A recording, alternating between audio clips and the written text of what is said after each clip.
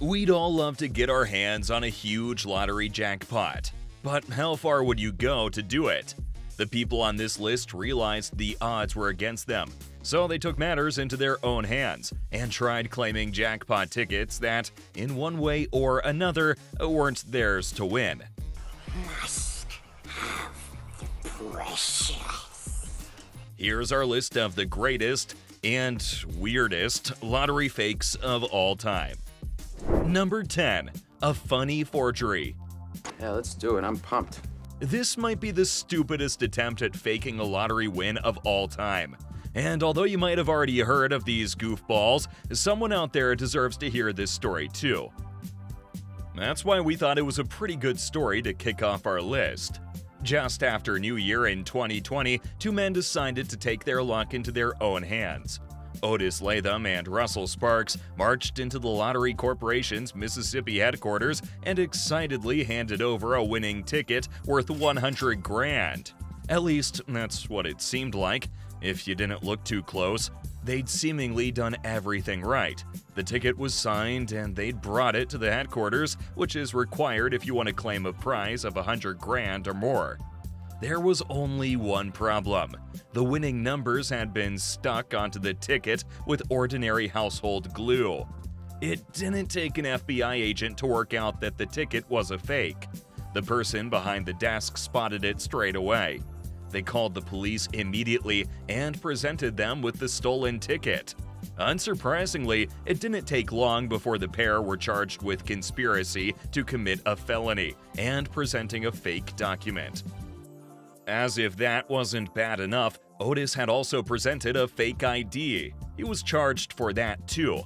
But what is surprising is that they both pleaded not guilty, even though their attempted forgery was about the level of a 4-year-old in an art class. That forgery attempt sounds like something out of Dumb and Dumber, but at least it made sense on one level. They were hoping to get rich. The next faker on our list is extra weird because they never tried to take the money. Number 9. $1 billion Powerball faker. In July 2023, another Powerball jackpot made headlines. A lucky person in LA had won $1.08 billion. Obviously, everyone wanted to know who it was. That probably explains why this video spread so fast. This CCTV footage comes from the Las Palmitas mini market where the winning ticket was bought, and it was captured by cameras just a few days after it was announced that someone who'd bought their ticket at that store was the jackpot winner. It clearly shows a woman standing at the store counter becoming overwhelmed with emotion. She starts by hugging everyone near her while squeaking with excitement. She's saying things like, "I can't," and "I'm so scared right now," before she runs out of the store crying and refusing to talk to the media, who are waiting there in the hopes of capturing the winner. I can't, I'm scared. Are you sure? Are you sure? It sure looks like the behavior of a woman who's just won $1 billion jackpot, only she wasn't the winner. So what was going on? Nobody knows.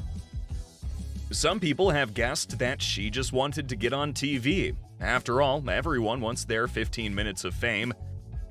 Maybe she planned to use this to try to get her hands on the money later, but she was stopped when the real winner claimed the prize.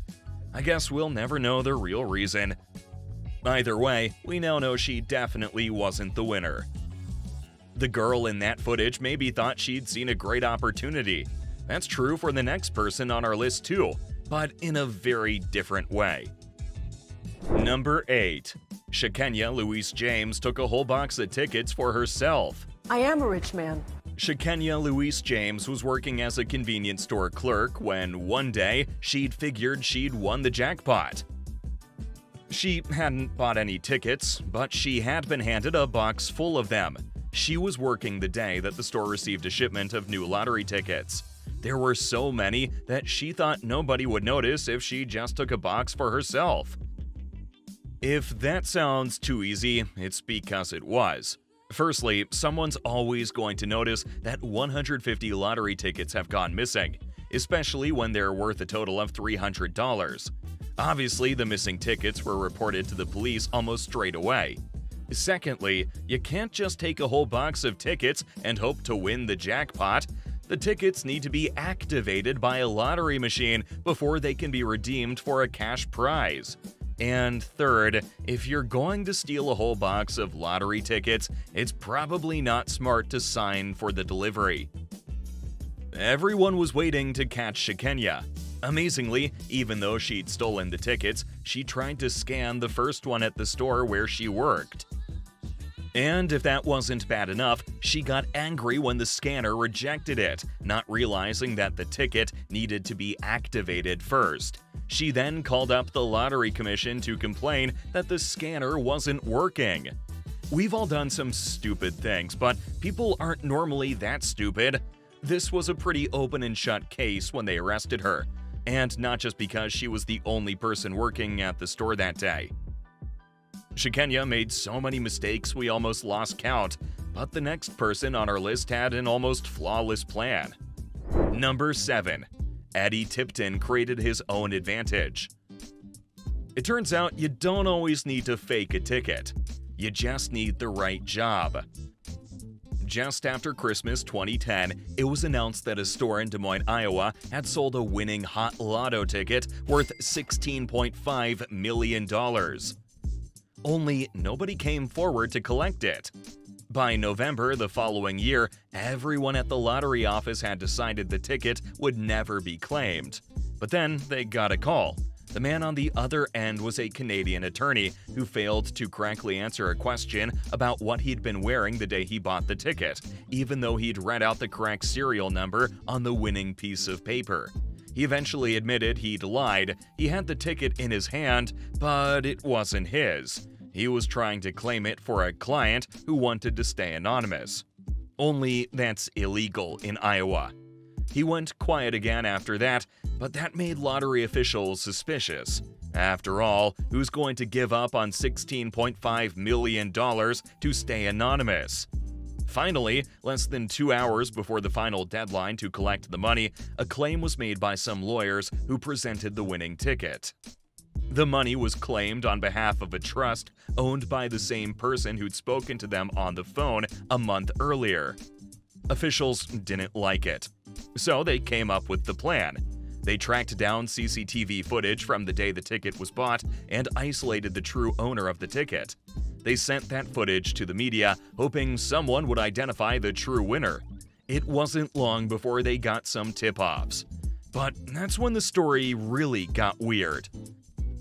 More than one person informed them that the person in the video was Eddie Tipton, the information security director for the Multi-State Lottery Association. One of the games he was in charge of was Hot Lotto, the same game that had just earned this ticket holder $16.5 million. That was pretty suspicious already, but it got even weirder when another citizen who'd seen the papers informed them that Eddie's brother had also won the lottery about 10 years ago. That was more than enough information to kick off a huge investigation. Soon, they had found 3 more tickets that were claimed by Eddie's close friends, making a total of 5 suspicious jackpot wins. The biggest one coming in at a whopping $783,000. But the tickets were legit. So how was he doing it? Well, after he was caught, Eddie shared his story, and amazingly, it all started out pretty innocent.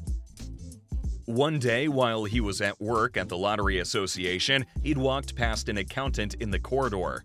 As a joke, the accountant said to Eddie, "Hey, have you put your numbers in there?" When Eddie asked what he meant, the accountant pointed out that Eddie could set any numbers he wanted because he was the one who wrote the software. Eddie had never thought about that before, but now the idea had been planted. So Eddie decided to try it. He set the software so that on certain days in a non-leap year, the software would switch from the random number generator it normally used to an algorithm that drew from a predetermined number. That meant rather than millions of possible winning combinations, there were only a few hundred combinations that might be chosen, helping Eddie pick numbers that were way more likely to win than you'd expect from a lottery draw. This limited number draw would only happen on days when Eddie was likely to be on vacation, like Christmas or Thanksgiving, which helped him avoid suspicion. And that's why his brother became the first winner. Eddie had given him a list of all the potential winning number combinations and told him to play them all. Eddie was sentenced to a maximum of 25 years in prison for his crime. But what do you think? Would you have done the same thing in his position? Sure, what Eddie did was wrong, but it was also admirably smart. Not all lottery fakes have that level of skill. Just ask number 6, Christina Goodenow, who bought a ticket with a dead woman's credit card.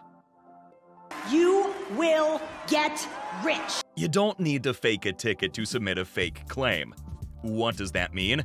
Well, it turns out that just because you're the person holding a winning ticket, that doesn't automatically mean it's rightfully yours. But Christina Goodenow didn't realize that when she bought her ticket. See, she figured she had been super lucky when the Oregon lottery scratch-off ticket in her hand won $1 million. But she'd made a huge mistake. In an incredible act of stupidity, she'd decided it was totally fine to buy the ticket with a credit card belonging to her boyfriend's dead mom. Obviously, buying lottery tickets with stolen credit cards is illegal. The same way buying anything with a stolen credit card is illegal. But that wasn't Christina's only mistake. Obviously, the moment she made a claim to the prize, the feds realized they should probably look into why this lottery ticket was apparently bought by a dead woman. And when they found Christina, they hit their own kind of jackpot. They found a whole collection of crimes she was committing. She was charged with theft, forgery, identity theft, computer fraud, and even had a parole violation. As if that wasn't bad enough, they even found a nice quantity of meth in her possession. I guess she deserved it all if she wasn't even smart enough to hide the drugs when the feds came knocking. Think that was an unusually stupid crime? The next person on our list tried something that was even crazier. Number 5. Alicia Battle's lie. Alicia Battle always had a talent for getting on the wrong side of the law. She'd already been arrested multiple times for all kinds of crimes, including keying cars, credit card fraud, and even assault. But in 2003, she tried her luck at her riskiest crime yet. When it was announced that a lucky Mega Millions ticket holder had won a huge $162 million jackpot, Alicia figured this was her biggest opportunity yet. She knew she'd purchased a losing ticket from the same store that sold the winning ticket.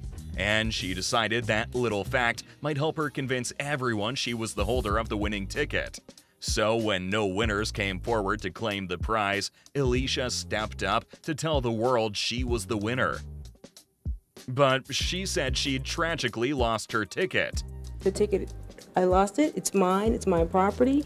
People from all over joined in to try and help her claim her prize while she filed a police report on it. That was a big mistake. The real winners were simply getting financial advice before coming forward to claim their prize. They finally arrived to claim their jackpot, not realizing they were exposing Alicia's lie at the same time.